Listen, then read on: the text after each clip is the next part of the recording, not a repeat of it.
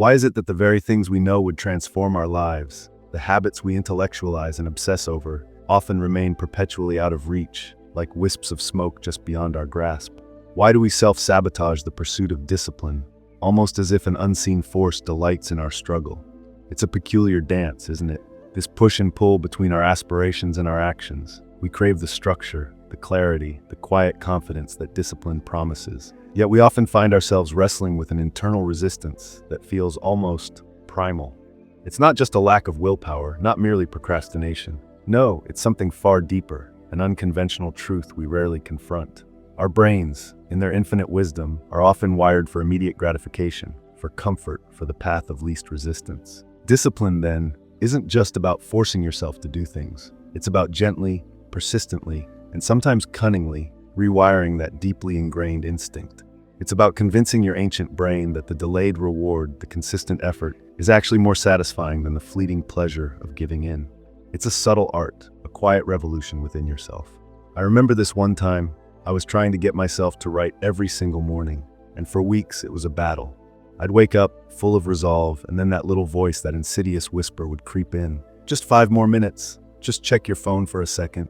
You're not really feeling it today, are you? It wasn't laziness. It was this weird, almost irrational fear of the blank page, a reluctance to step into the discomfort of creation. And then it hit me. It wasn't about willpower. It was about making it easier to start than to not start. And that's where these habits, these tiny levers of change, come into play. They aren't grand declarations. They're subtle psychological shifts. Let's talk about the genuine human approach to building discipline, not some rigid self-flagellating mantra. This isn't about becoming a robot. It's about becoming more you, more aligned with your truest desires. These are the 5 habits to build discipline that genuinely stick, that feel less like a chore and more like an unfolding revelation. 1. The pre-pledge ritual. Commit to the micro moment before it even begins. This is where the magic happens, where you outsmart your future, less motivated self. It's about setting the stage, not just for the action itself, but for the decision to act. Before you go to bed, lay out your workout clothes. The night before a big project, open the document and type one single word. Sounds trivial, right? But it's not. It's a subtle psychological trick. You're not committing to the entire grueling task. You're committing to the initiation. You're telling your brain, hey, we've already started. The hardest part, the decision to begin, is already done. It's like a tiny, almost imperceptible nudge down the hill. Think about how many times you've had a massive project looming, and the sheer size of it paralyzes you. But if you've already opened the file, typed the title, or even just created the folder, suddenly the monster seems a little less terrifying. It's about removing the entry barrier. We often overestimate the friction of starting and underestimate the momentum gained from just a tiny push. The discipline isn't in completing the whole marathon at once, it's in tying your shoelaces.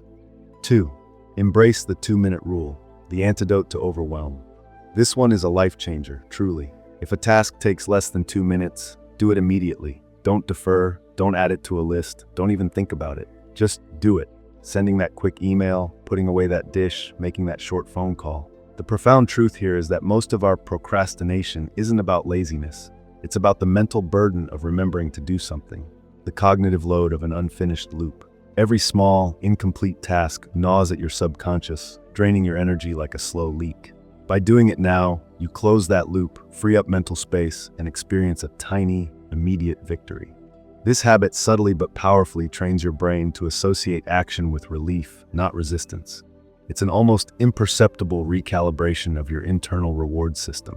And what's more, often, once you start that 2-minute task, you find yourself naturally flowing into the next logical step, and suddenly, you're building serious momentum without even realizing it. It's the silent assassin of procrastination. Number 3, the power of atomic habits. Stack the new onto the known. We're creatures of habit. Our lives are woven from them, a tapestry of routines. Instead of trying to rip out old threads and weave in entirely new ones, which is exhausting and rarely sticks, simply attach the new desired habit to an existing, deeply ingrained one. This is the art of habit stacking. Do you always brush your teeth in the morning? Great. After brushing, immediately do 10 push-ups. Do you always grab a coffee? While the water boils, spend 5 minutes journaling. The cue is already there. The neural pathway is already well worn. You're simply adding a small new branch to an existing sturdy tree. This sidesteps the immense willpower needed to initiate a new habit from scratch. It leverages the brain's natural tendency towards routine and efficiency.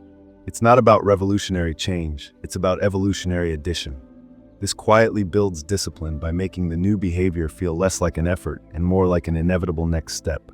It's almost sneaky how effective it is. 4. The reflection and recalibration loop. Befriend your setbacks. This is perhaps the most overlooked yet critical element in truly sustainable discipline. We often view missing a day, failing a task, or falling off the wagon as a catastrophic defeat. We internalize it as a personal failing, but that's a lie, a narrative that traps us. True discipline isn't about perfect execution, it's about consistent re-engagement. When you miss a day, don't beat yourself up. Instead, pause, reflect. Without judgment, ask yourself, why did I miss it? What was the real barrier? Was I tired, unmotivated? Did I overestimate my capacity? And then, here's the kicker. What's one tiny thing I can do differently tomorrow to make it easier to succeed? This isn't about finding excuses, it's about finding solutions. It's about being a compassionate detective of your own behavior. This iterative process, this constant micro-adjustment, builds a far more resilient and genuine form of discipline than any rigid adherence ever could. It's the difference between trying to force a square peg into a round hole and gently reshaping the peg. It allows for the inherent messiness of being human. 5. The vision board of feeling. Connect to the emotional why, not just the logical what. This goes beyond just setting goals. Anyone can write down exercise more. But what does exercise more feel like? What's the deep, visceral yearning beneath that logical objective? Do you want to feel the surge of energy, the quiet confidence in your body, the clarity of mind after a run? Do you want to experience the unburdened joy of moving freely, playing with your kids without getting winded, or simply standing a little taller? This isn't about pretty pictures on a board. It's about connecting to the emotional payoff.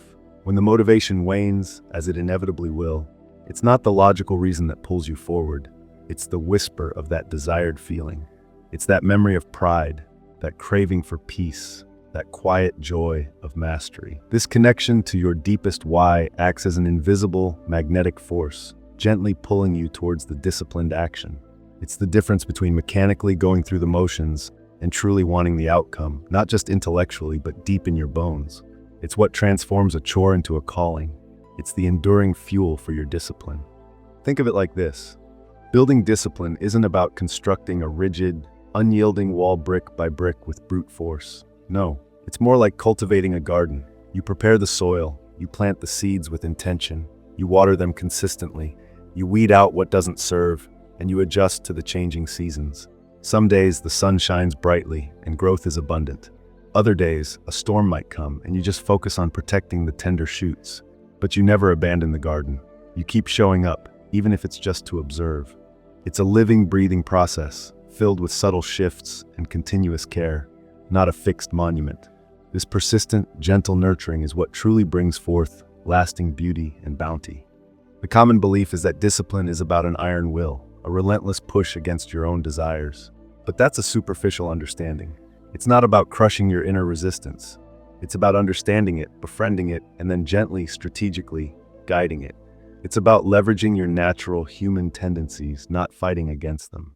Ultimately, the reason we self-sabotage the pursuit of discipline isn't because we lack willpower or desire.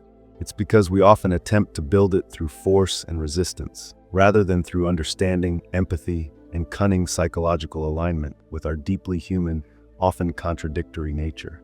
The unseen force delighting in our struggle isn't external. It's the unacknowledged, ununderstood parts of ourselves that crave ease and immediate satisfaction.